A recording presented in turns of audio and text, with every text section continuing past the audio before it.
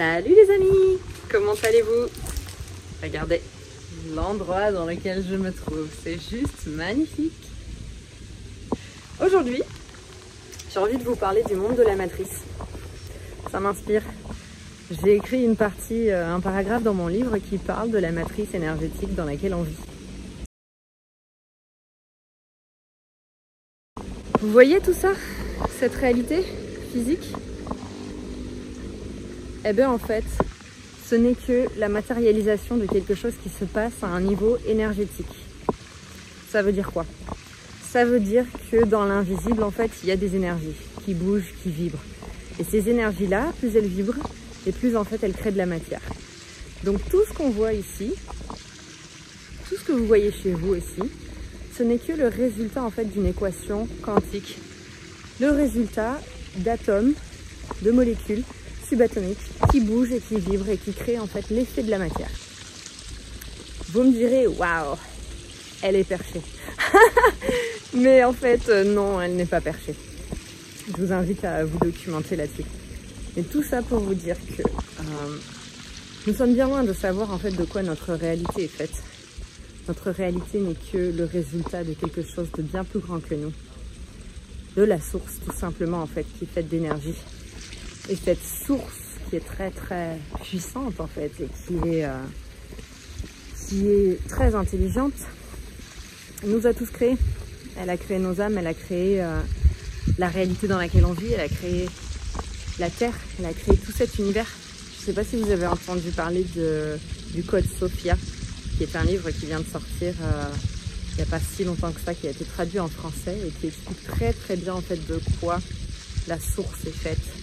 La source est une énergie féminine. L'énergie féminine, vous savez, c'est l'énergie créatrice, c'est l'énergie qui donne naissance. Et on vient en fait de cette source-là qui nous a créés, qui nous a voulu souverains et tout puissants à l'intérieur de nous. En nous détachant de cette source, en devenant une âme, en fait, on a, si vous voulez, on a gardé la connexion avec cette source, mais on a aussi pris une individualité. On s'est individualisé en vivant nous-mêmes nos incarnations dans des mondes, sur des planètes, dans d'autres univers, qui font qu'en fait on a gagné en maturité ou alors on a perdu en maturité. Et on a accumulé, si vous voulez, de l'énergie négative ou positive. Lorsqu'il s'agit d'énergie entre guillemets négative, parce qu'il n'y a rien de négatif, c'est ce qu'on appelle le karma. Ce sont des blessures en fait énergétiques qui sont restées accrochées à notre âme et que l'on transporte avec nous dans les vies suivantes. Cette énergie amène à nous en fait des situations et des événements pour qu'on puisse réactiver des blessures et pour qu'on puisse comprendre ce qu'on avait fait aux autres et voilà, et ne pas le refaire en fait, tout simplement. Donc l'énergie, elle est présente partout. Elle est présente dans ce que l'on voit, elle est présente dans ce que l'on pense.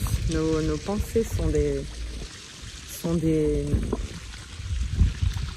formes énergétiques, nos émotions sont des formes énergétiques, tout est énergie. Même les 3 petits papillons qui passent là devant moi.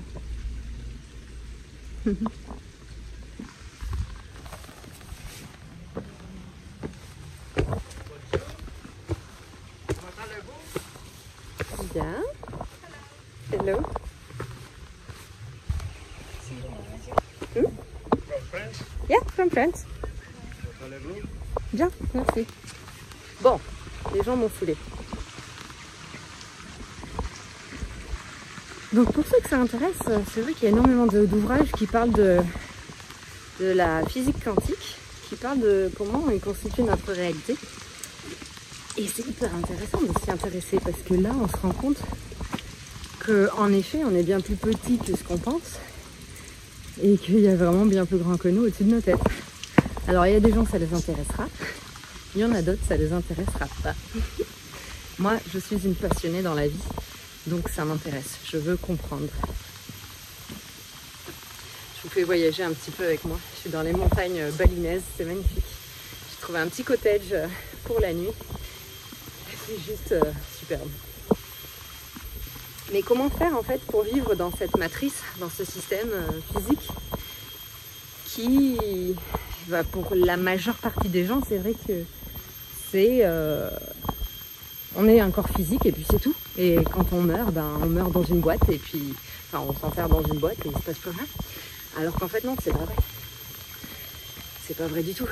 Donc comment faire pour vivre, se déconnecter de cette matrice en fait qui nous a enseigné les mauvaises choses? Pas pour les mauvaises raisons, parce qu'elle a l'autorité, nos parents nous ont enseigné ce qu'ils savaient et on a pris leurs connaissances, leurs blessures. Et on s'est construit avec ce qu'on nous a enseigné.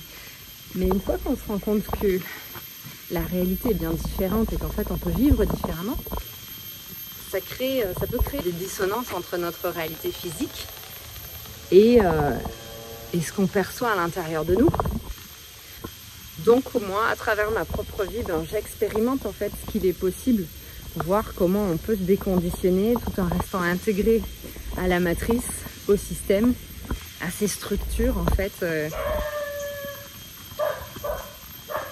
à ces structures qui existent tout autour de nous et aussi à l'intérieur de nous.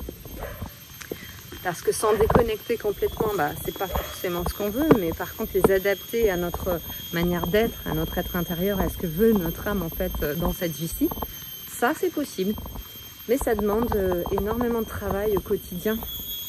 Ça demande aussi la pratique de la méditation, une pratique intérieure en fait pour vraiment reconnecter à l'essentiel, reconnecter au désir de notre âme et ne pas se laisser perdre en fait. Ne pas tomber dans les filets de la matrice et dans ces cycles, voilà, dans ces cycles sombres, ces cycles négatifs, ces mécanismes obscurs. Vous verrez vous-même dans vos vies à quoi ça fait référence. Je sais qu'on est beaucoup à vivre une vie de nomade comme moi, qu'on peut appeler nomade spirituel maintenant. J'ai envie de m'appeler comme ça pour le fun. En découvrant le monde, en fait, je me suis découverte moi-même et je me suis rendu compte de la supercherie. On nous aurait menti, nous ne sommes pas juste des corps physiques, nous sommes aussi une énergie de vie. Et ça va tellement loin quand je dis ça. Mais voilà, si vous êtes sur ce chemin de découverte aussi, comme moi, déjà mettez-moi des petits commentaires dans la vidéo ci-dessous. Ça me fera plaisir d'entrer en contact avec vous. Parce qu'à terme, j'aimerais bien créer un collectif ou une communauté de personnes qui s'intéressent à l'ascension, qui ont envie de s'éveiller pour créer une meilleure humanité et pour se remettre en question quand il y a besoin et pour continuer à vivre, mais de manière spirituelle et connectée aux éléments. Voilà, ceci étant dit. Mais c'est vrai que on est encore dans cette phase de transition énergétique où il y a vraiment, on ressent bien la différence entre la 3D, la conscience 3D et la conscience 5D, celle qui va plus vers l'amour, la sérénité, la paix, la responsabilité énergétique, l'intégrité énergétique. Donc ça peut être un petit peu difficile de temps en temps de sortir de cette matrice alors que pourtant on est bien intégré dedans.